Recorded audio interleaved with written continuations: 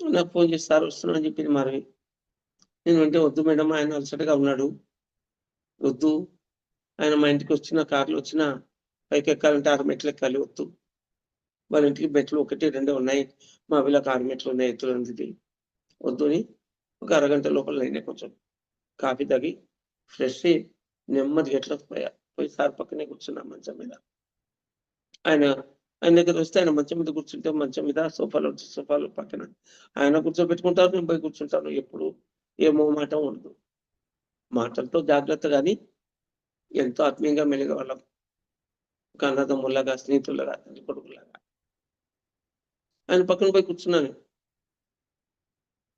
ఏదో కరెక్షన్ చేస్తున్నారు. అలాగే చూస్తూ కూర్చున్నాను. ఒక 5 నిమిషాల తర్వాత నా పక్కన తిరిగి, "ఏం పర్వాలేదులే బాగవుతావులే రాత్రికంతా బాగుంటావులే" అన్నాడు.